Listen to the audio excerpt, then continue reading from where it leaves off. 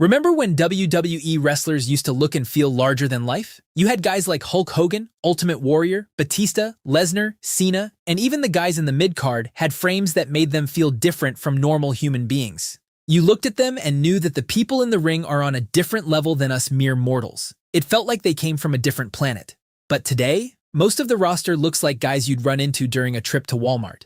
They look aesthetic, they are athletic, but they don't have that it factor that makes you stand and stare. And here's the thing, it's not just the physical aspect. Wrestlers back in the day would walk through crowds literally throwing garbage at them, fans trying to stab them, and they'd brush it off like it was nothing. But today, a wrestler will have a mental breakdown over a single tweet. They'll get into Twitter feuds with fans and even get upset because their match didn't get a 5-star rating from Dave Meltzer. And to top it off, they'll go on a podcast to cry about how poorly they're being treated. So how did we get here? How did wrestlers go from larger-than-life role models to whiny crybabies?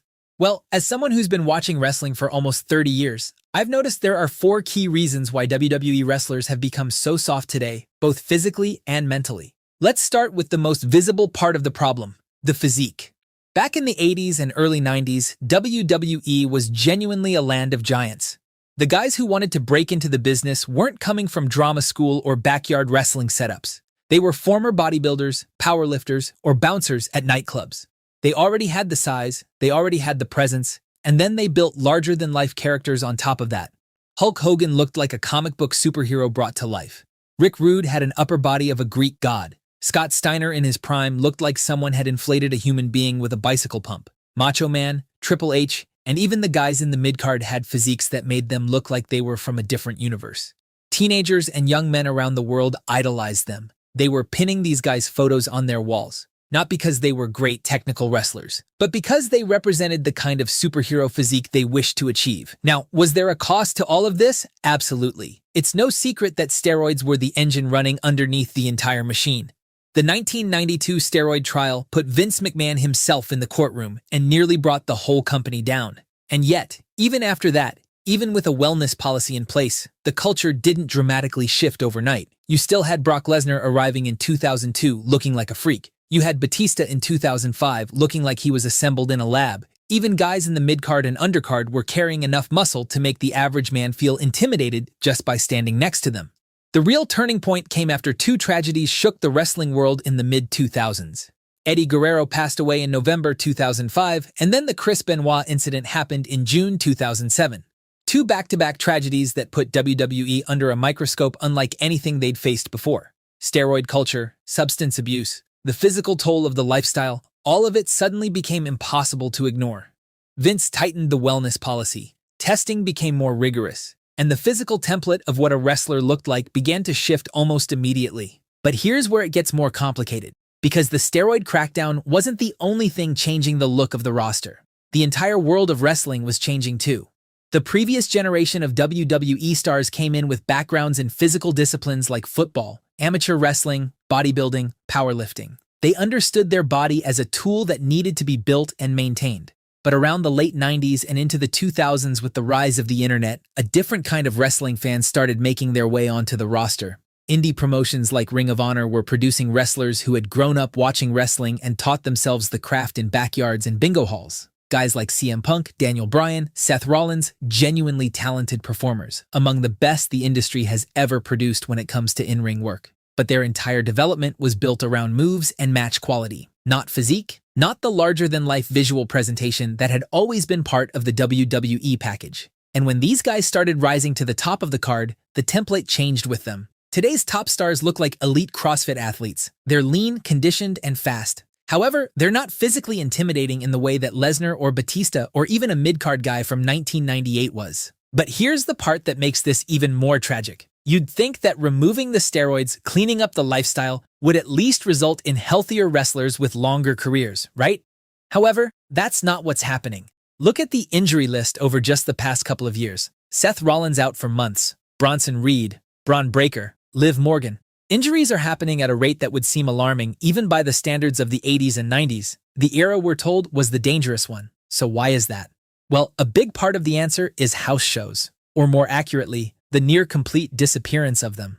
In the old days, WWE ran house shows constantly. Wrestlers were performing live in front of crowds hundreds of times a year. That relentless schedule was brutal, but it also kept their bodies tuned. Their muscles stayed warm, their timing stayed sharp, their conditioning was maintained throughout the year. Today, WWE runs a handful of house shows. The bulk of the schedule is television tapings, and between those, wrestlers are left to manage their own conditioning. They go from performing at WrestleMania 1 week to sitting at home for 2 weeks to suddenly being asked to perform on Raw, SmackDown, and a PLE in the same week. That stop-start rhythm is how you get injuries. The body isn't a machine you can switch off and immediately run at full speed again. You need constant activity to keep it prepared to meet the physical demands of professional wrestling. So what you end up with is a roster that looks smaller than its predecessors, is getting injured at a higher rate than you'd expect, and is missing that raw visual impact that made the previous generation feel special. But the physical piece might actually be the easier problem to explain, because the real question is what happened to the mental toughness? What happened to the attitude, the edge, the aura that wrestlers used to carry? That's where things get truly frustrating. Recently, The Undertaker said something on his podcast that stuck with me. He described the difference between the locker room of his era versus the locker room today. Back in the 90s and during the Attitude Era, wrestlers would come back from their match and immediately start talking about what worked, what didn't, and how to make their next match better. They'd watch each other's matches, study the crowd reactions, and constantly try to improve their connection with the live audience. Today, guys come back from their match and pull out their phones to record TikToks and read Instagram comments. And that single observation explains more about the current state of WWE than almost anything else you could point to. Because the locker room has always been more than just a changing room. It was where the culture of professional wrestling was transmitted from one generation to the next, where the unwritten rules were passed down, where you learned what it meant to carry yourself like a professional, like someone who understood the weight of the business they were in. In the 80s, 90s, and well into the ruthless aggression era, that locker room was a genuinely intimidating place for a newcomer. There was hazing. There was a hierarchy. Guys like Shawn Michaels, Triple H, and Undertaker ran the backstage environment in the late 90s in a way that was either character-building or flat-out brutal. Veteran wrestlers would test younger talent, push their buttons, make them prove they deserved to be there. Guys were going out after shows, getting into bars, living on the edge in ways that had real consequences. Was it healthy? Not always. Were there serious downsides? Absolutely. Mental health wasn't discussed, personal struggles were ignored, and plenty of careers and lives were damaged by that culture. But what that environment did produce was a certain kind of toughness, a resilience, a mentality that said, this business will try to break you, and your job is to refuse to be broken. The guys who survived that gauntlet came out the other side with something in their eyes, a hardness, an aura that made them believable. When Steve Austin looked into the camera and said he was going to kick some ass, you believed him, because everything about the way he carried himself told you he'd already been through worse than whatever was coming. Today's locker room is, by most accounts, a completely different environment. It is corporate, it is sanitized, it is structured around sensitivity training and HR protocols. And again, some of that is genuinely good. But something got lost in the cleaning up. Instead of taking feedback from veterans in the locker room, today's wrestlers are reading comments from fans on Twitter. Instead of sitting with someone who's been in the business for 20 years and absorbing everything they know, they're getting into social media arguments. That's a completely different psychological foundation to build a career on. And it shows. When a wrestler today has a bad night, they go home and watch their notifications fill up with opinions from thousands of strangers, and a significant number of them, like Rhea Ripley, Seth Rollins, and many others, let that dictate how they feel about themselves and their work. The edge is gone. The defiance is gone. That quality that the top wrestlers had, where you could throw anything at them and they just absorb it and keep moving, that's almost completely absent from the current product. And here's the thing. WWE doesn't particularly care to fix this issue, and this is because of two reasons. The first is the audience. For most of WWE's history, the core audience was young men. Teenagers, guys in their 20s, men in their early 30s who wanted to see edgy entertainment. They wanted violence, larger-than-life characters, wild and controversial storylines, and a world where toughness was rewarded.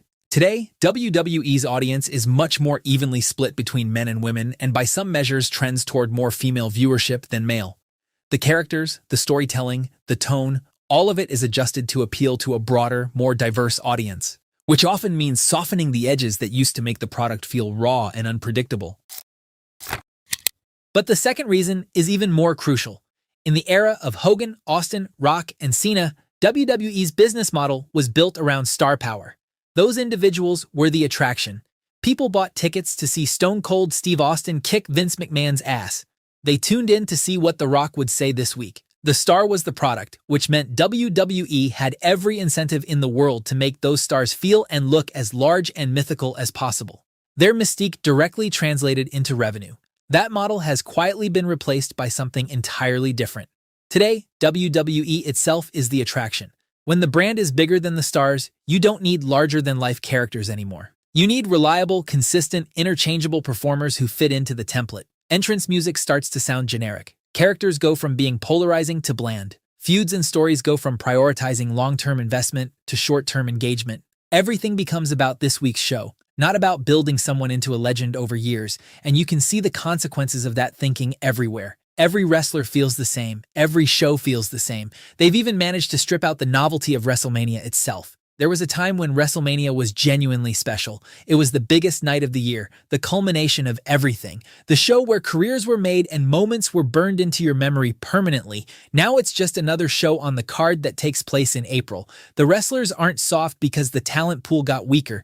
They're soft because the system they exist in has no real use for toughness anymore. And until something forces WWE to remember why people fell in love with their product in the first place, the larger-than-life characters, the genuine heat, the feeling that anything could happen, we're going to get a bunch of wrestlers who look like athletes but lack the special aura that made wrestlers icons.